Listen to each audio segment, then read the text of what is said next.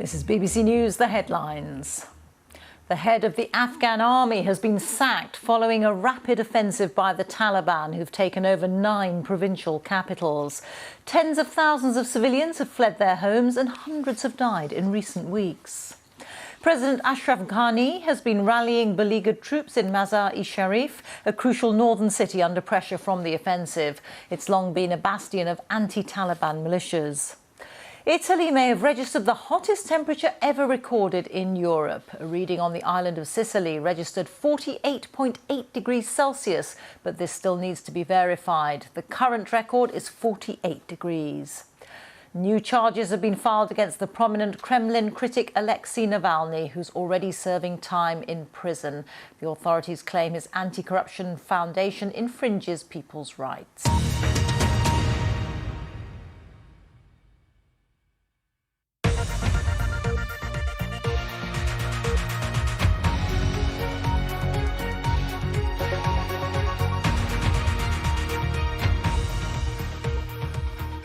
Hello and welcome to our look ahead to what the papers will be bringing us tomorrow.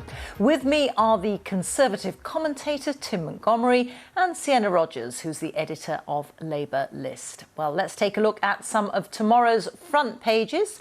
Let's start with the Metro. It leads with the title Return to the Dark Ages, as Taliban forces continue to make rapid advances, seizing territories from Afghan government forces. According to the Telegraph, there are calls for an urgent review of the government's use of private contractors. It follows the arrest of a security guard working at the British Embassy in Berlin on suspicion of spying for Russia. A Guardian investigation into the state of children's services during the pandemic shows councils dealing with a sharp rise in social services referrals and soaring costs for mental health support. The Eye says that the government is planning to use air purifiers and ultraviolet light to keep schools safe from COVID. 30 primary schools in Bradford will take part in the pilot.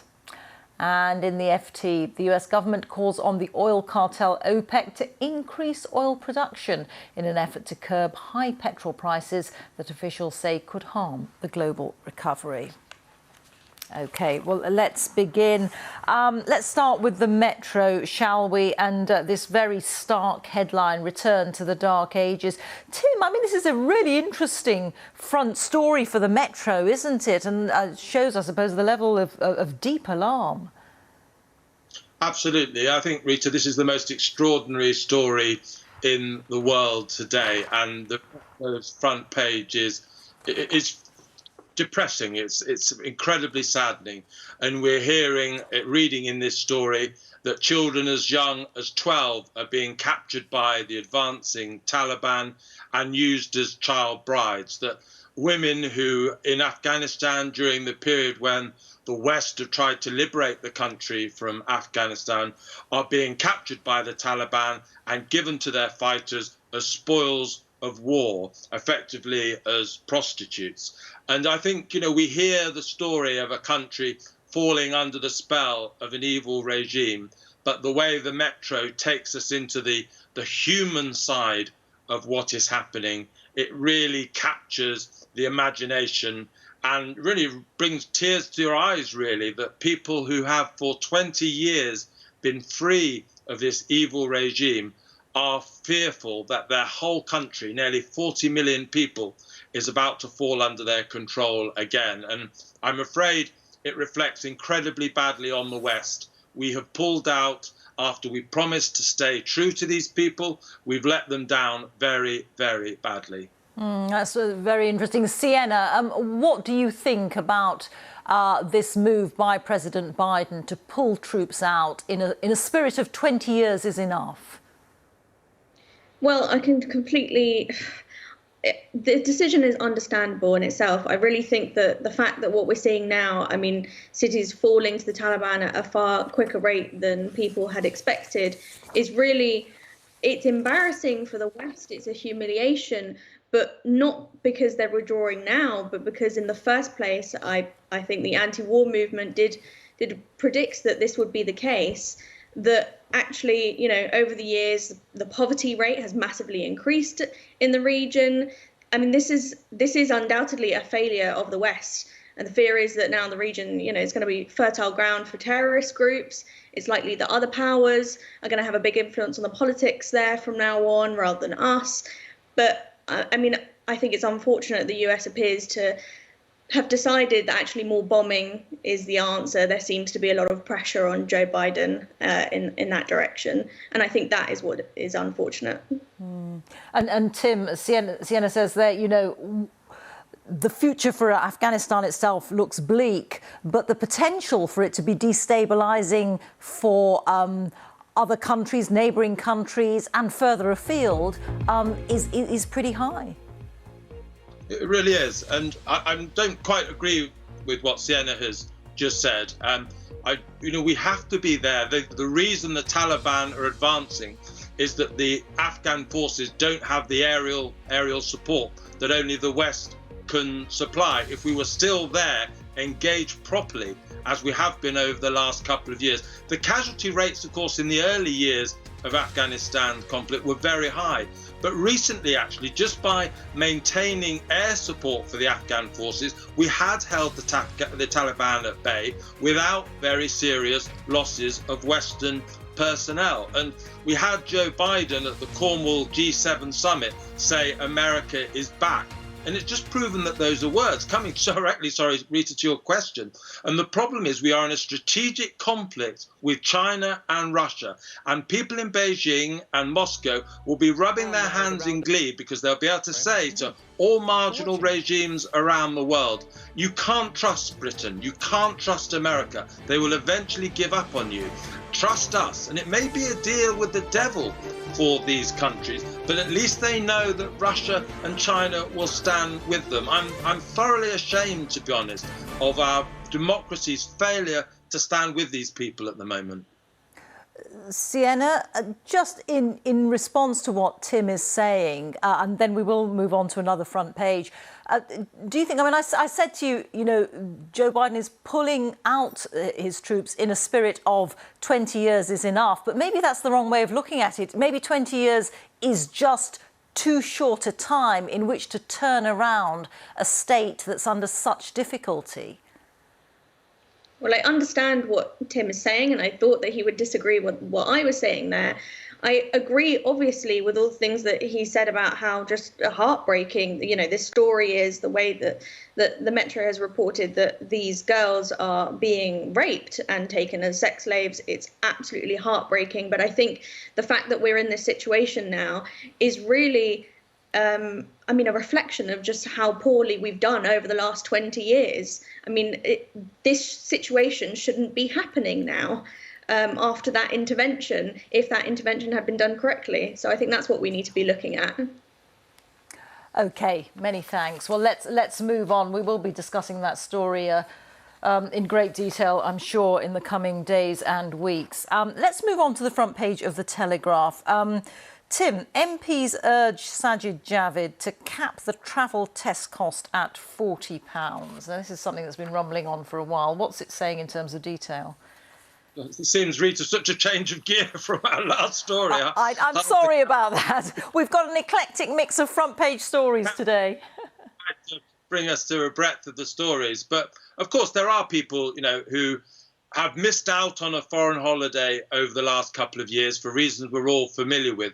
But of course, there are also a lot of people who are going abroad, not just to sit on a beach or whatever, but reconnect with family. We live in an age where people are, families are strung over continents. So actually traveling abroad for a lot of people is about connecting with relatives, perhaps people who are relatives who are near the end of their lives. It's not a choice for them in that sense. And so the rates that people have been asked to pay for COVID tests have been extortionate and mean that on top of what have been quite high flight prices, these tests for COVID, if you've got a family of four, you're paying hundreds of pounds on top of your normal cost. So it's good to see Tory MPs and the new Health Secretary, Sajid Javid, taking this cost where lots of profiteering is taking place seriously. And hopefully we can bring these costs down for people.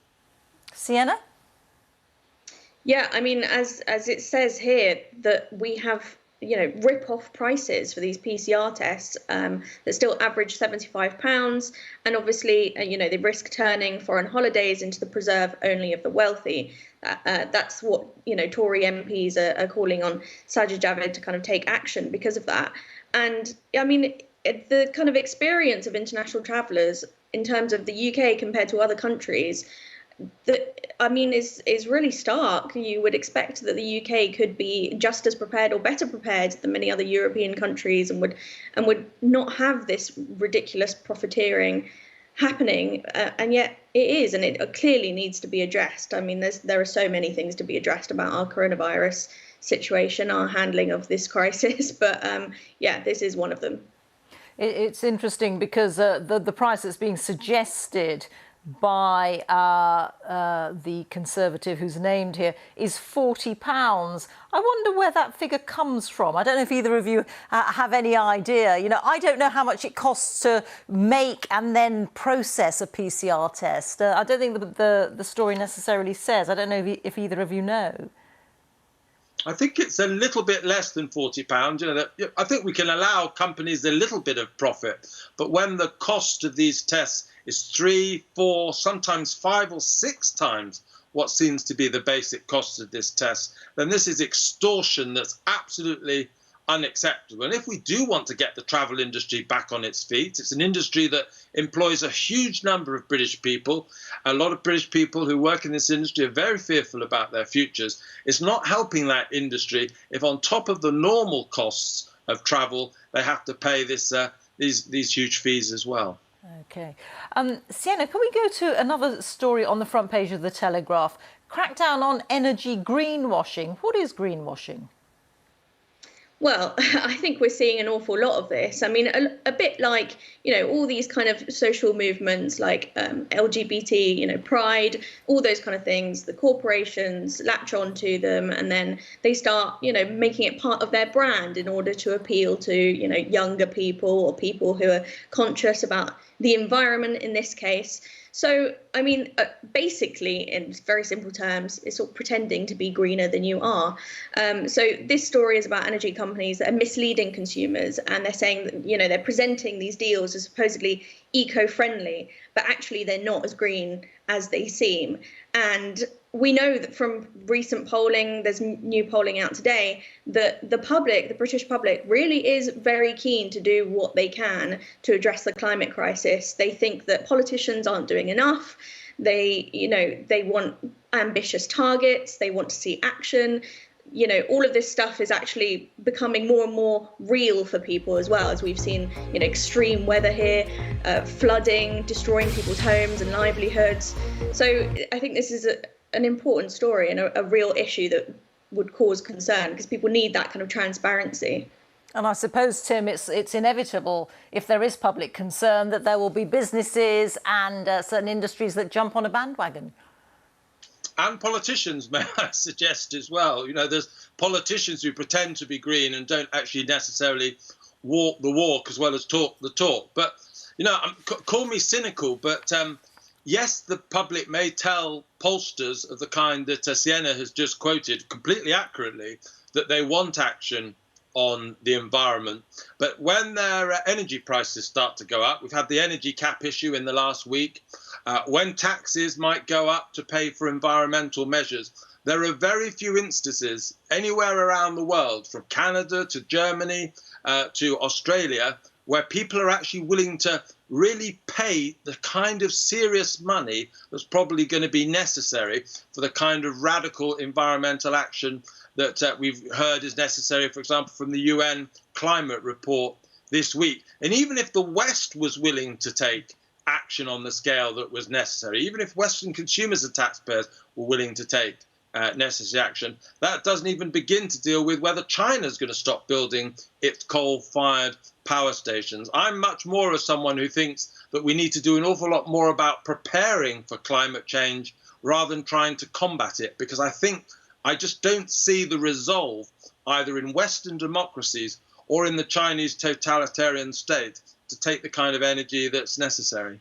to the kind of action, that's necessary. They're huge questions, aren't they, for the immediate future, in fact, even for the present. OK, let's move on. Sienna, front page of the Financial Times is a story that we've been running all day. UK embassy worker held in Germany on suspicion of spying for Moscow. It has a very Cold War feel to this headline, doesn't it?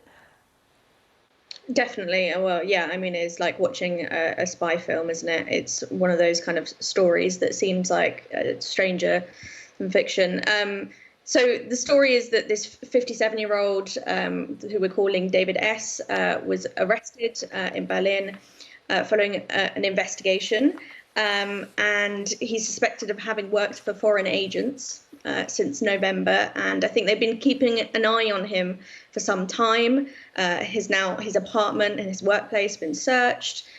So he faces charges of engaging in intelligence agent activity under German law. So obviously, in light of, recently we saw, that Matt Hancock CCTV from his office being leaked to the press. There are lots of growing concern over the state of basically the security and how the UK is approaching this. Tim, I want to ask you I want to fit in another couple of stories, if I may. So I'll just move on to the front page of The Guardian, which has a very depressing story, revealed the pandemic boom in child poverty, neglect and abuse. Yeah, well, this is another horrific story. And I think we, I'm afraid, knew a lot of this was coming. There's lots of dimensions to this story. But I think the particular one that will horrify most people if they read this story tomorrow is of child abuse. And now I'm fortunate to live in a beautiful city of Salisbury. I'm, got a nice little house. I'm very close to the Cathedral Coast. And lockdown was survivable for me. But I think for a lot of people during the pandemic, in very cramped accommodation sometimes, perhaps without very much money. And I'm afraid a lot of charities warned of quite serious domestic abuse, child abuse too. And I think the burden on social services caused by families living in very unnatural, high pressurized circumstances, that doesn't, of course, justify any mistreatment of children in any way, but always makes it more likely. We need to think very seriously about what we can do as a country, as a government, to support social services who are probably facing more pressure from very damaged children because of the last 18 months than perhaps they ever have done. So of all the problems that are piling up with NHS waiting lists post-pandemic, catch up for education for children that have fallen behind in their classwork, I'm afraid we've got another one to add to the list, and a very, very sad item in particular, I'm afraid. Yes, indeed. Sienna, can I take you to another story on the front page of The Guardian? And these reports, so not entirely confirmed, but reports of record 48.8 Celsius heat in Italy. So we were talking about the UN report and greenwashing and so on. I mean, evidence, if more evidence is needed, of the way in which our climate is changing. Well, exactly. I mean, there's growing evidence. There's stark warnings, as Tim was talking about, that IPCC report, and now, the latest story is that there was the highest temperature in European history recorded in Italy. It obviously hasn't been completely confirmed yet by the World Meteorological Association, so we need that confirmation to say that it's kind of record breaking. But it just comes amid all this other news. People and animals are dying in European countries like Italy and Greece. There have been these wildfires, absolutely devastating to people. The stories are horrific. I mean, here, less extreme, but we have seen, just really volatile weather this summer. There've been flash flooding, and then, it's been really, really hot, especially, in London, because it's so polluted. It's just so oppressive.